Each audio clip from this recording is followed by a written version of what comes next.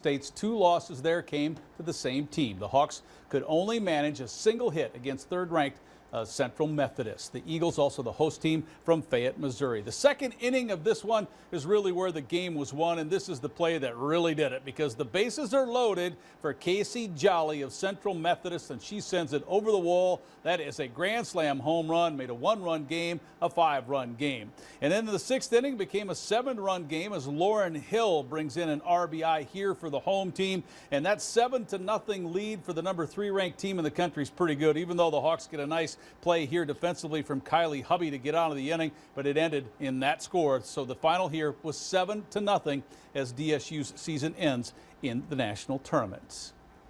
Well, he's very good at the shortest races in track and field. Ben Dackey puts Bismarck High's Jaron McNichols in this week's Sports Spotlight. But this is Jaron McNichols of Bismarck, one of North Dakota's all-time best. The 2024 Howard Wood Relays were special for Bismarck High senior Jaron McNichols. He set a meet record in the 100-meter dash at 10.45 seconds, and he finished first in the 200 meters. A couple great accomplishments to be sure, but it seemingly wasn't enough for the future NDSU Bison. I broke a couple meet records down there. I was pretty close to our state record in the 100.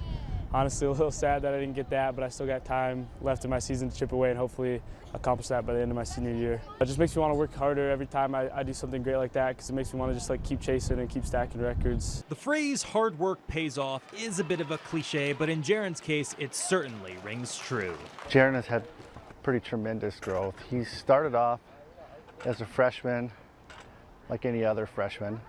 But as a sophomore, he really came around.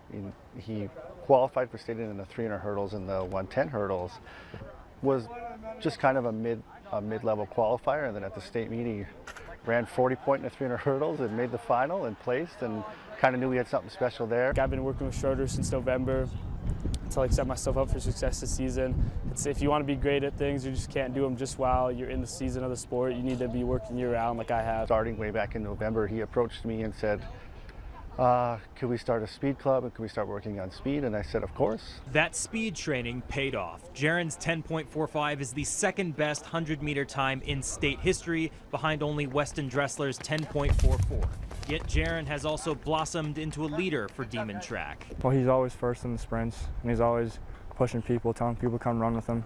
And because he wants that pressure too, because if he's going out there and training by himself, it's a lot harder to get better than if you're with someone else. In track, it's a big team sport. You need the whole team to like each other and want to compete against each other in practice if you want to be good and have a shot at that state championships. The West Region meet is Friday. With the spotlight on Jaron McNichols, for your news leader, I'm Ben Dackey. Not all home runs are created equal. Aaron Judge off of Pablo Lopez tonight at Target Field, and that baby reaches the third deck, a triple decker. Judge sends this one what they're calling 467 feet. He has 2 of the 3 longest homers this year in the major leagues.